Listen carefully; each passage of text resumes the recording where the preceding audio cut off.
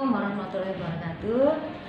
Selamat siang sahabat semuanya. Hari ini saya berada di MTSN 5 Nganjuk, lagi supervisi tentang pelaksanaan program SKS. Apa itu program SKS? Program SKS itu adalah kurikulum nasional yang berbasis sistem kredit semester. Nah, anak-anak diberi pilihan untuk menyelesaikan mata pelajarannya itu berdasarkan SKS, sama seperti yang kita kuliah dulu. Nah, di program SKS ini dokumennya sangat banyak sekali. Nah, ini sudah dipersiapkan. Nah, semoga untuk tahun depan izinnya segera keluar dan nanti kita akan melihat bagaimana anak-anak, Bapak Ibu guru mempersiapkan untuk proses pembelajaran. Saat ini program SKS sedang dilaksanakan untuk kelas 7. Dengan adanya program SKS ini, siswa yang memiliki keterampilan lebih, memiliki pengetahuan lebih, belajarnya lebih cepat, maka bisa terus dalam jangka waktu 2 tahun dengan memenuhi standar dan kualifikasi tentunya. Tapi untuk anak-anak yang biasa belajarnya sama seperti siswa yang lain, menempuh pembelajaran dalam jangka waktu 3 tahun dengan syarat dan ketentuan yang berlaku juga. Yuk sekolah ke madrasah ya, jangan lupa ke MTSN 5 Nganjuk. Kita lihat proses pembelajarannya seperti apa ya. Sudah? Sampun. Yang paling susah sholat 5 waktunya yang sholat apa? Kenapa? Bangunnya kenapa sekolah? Harusnya kalau sekolah bangunnya bisa pagi. Kenapa? Mali aneh. Mali aneh itu gimana? Pagi. Ya, kenapa justru waktunya sekolah nggak bisa bangun pagi? Terus sampai sekolah nggak terlambat? Iya. Alhamdulillah enggak, karena setelah sholat subuh langsung berangkat gitu ya. Berarti sholat subuh jam berapa?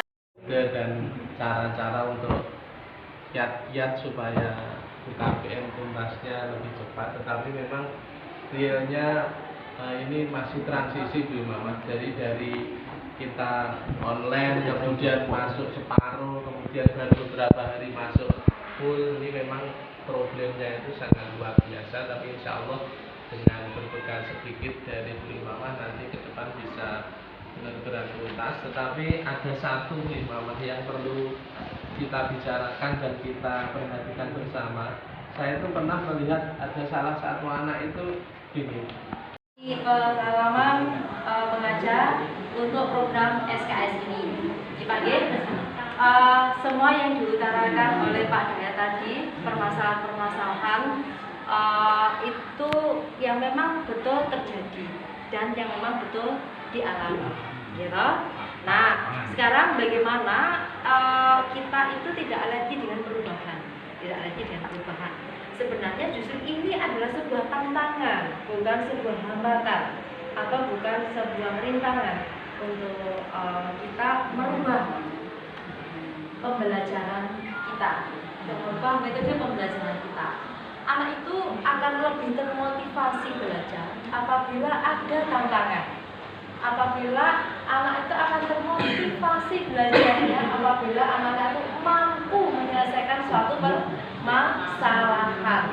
Nah, tugasnya Bapak Ibu guru adalah karena ini eranya itu sudah era Industri 4.0 dan kita nanti akan masuki CCT 5.0, maka kita mempersiapkan anak-anak untuk masuk pada zamannya, bukan pada zaman kita. Nah, kita tadi sudah membuat di sini template kita bahwa nanti untuk uji coba sama anak-anak itu Bapak Ibu guru itu menyamakan frekuensinya dari SD, dari MI kemudian masuk ke MTS, apalagi programnya adalah program SKS. Maka ini kan kita sudah membuat template bahwa antara 30 Agustus sampai 20 November nanti itu masih penjajakan semuanya, gitu? Masih penjajakan. Nah, harapannya nanti adalah di semester 2 kita memang betul-betul harus membuat sebuah perubahan. Ini sudah tidak bisa ditolak lagi. Karena apa yang akan kita persiapkan anak-anak untuk memasuki dunianya mereka di masa depan, bukan zamanku dhisik, itu sudah nggak berlaku.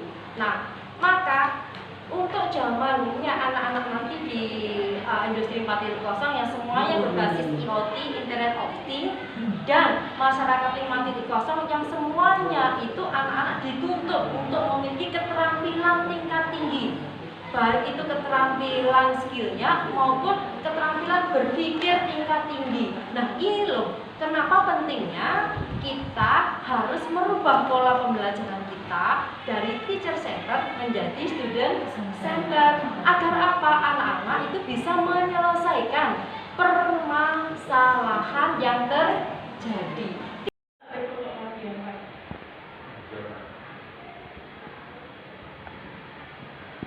Assalamualaikum Pak Amir.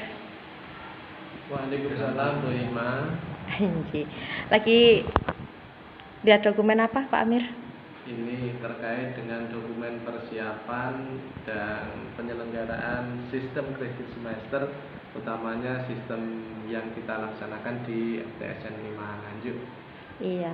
Kenapa sih harus menggunakan sistem SKS di MTS 5 Nganjuk? Dasar hukumnya apa Pak? Begini Bu Ima, dasar hukum yang kita gunakan atau untuk melaksanakan program sistem kredit semester utamanya di Madrasah Sanawiyah itu adalah SK Dirjen Pendis nomor 2851 tahun 2019. Jadi ini sebagai dasar hukum utama yang digunakan oleh madrasah-madrasah termasuk MTSN 5 Nganjuk dalam menyelenggarakan program sistem kredit semester atau sistem SKS. Iya, dokumen yang dipersiapkan apa saja, Pak? Sebenarnya tidak jauh dari dokumen-dokumen yang sudah kita siapkan selama ini, utamanya yaitu dokumen KTSP, Bu Ima. Jadi memang sistem SKS ini sebenarnya kan hanya layanannya saja, proses belajar mengajarnya dan seterusnya itu masih tidak jauh berbeda dengan yang dahulu, sehingga dokumen yang paling utama adalah dokumen KTSP, di mana di dalam dokumen KTSP itu memuat sedemikian rupa acuan, tata cara, kemudian pengelolaan kelas dan seterusnya yang mengarah kepada sistem kredit semester. Iya, kemudian apa sih keuntungan bagi siswa ketika siswa itu atau anak-anak mengikuti program SKS di MTS 5 Nganjuk? Oh, ngaten Bu Ima. Jadi sebenarnya SKS itu kan layanan, layanan sesuai dengan juknisnya. SKS itu layanan, sehingga dengan sistem SKS ini seluruh siswa itu dilayani secara individu kecepatan belajarnya. Keuntungannya, siswa-siswi yang mempunyai kecepatan belajar tinggi atau gaya belajarnya cepat, maka dia akan lebih cepat menyelesaikan seluruh tagihan-tagihan pembelajarannya, sehingga dimungkinkan anak-anak yang mempunyai bakat pembelajar cepat ini akan lulus lebih awal dari teman-temannya. Tetapi tentu ada kaidah-kaidah yang harus dipenuhi. Anak-anak yang seperti ini dimungkinkan, sekali lagi Bu Ima, dimungkinkan untuk selesai belajar tingkat sanawiyah atau lulus di tingkat sanawiyah selama 2 tahun. Jadi bisa lebih cepat belajarnya ya. Insya Allah. Untuk yang anak-anak yang pintar, belajarnya cepat gitu ya. Ini akan dimungkinkan lulus atau selesai belajar di MTS itu hanya 2 tahun. Oke, terima kasih Pak Amir. Sama-sama Bu Ima.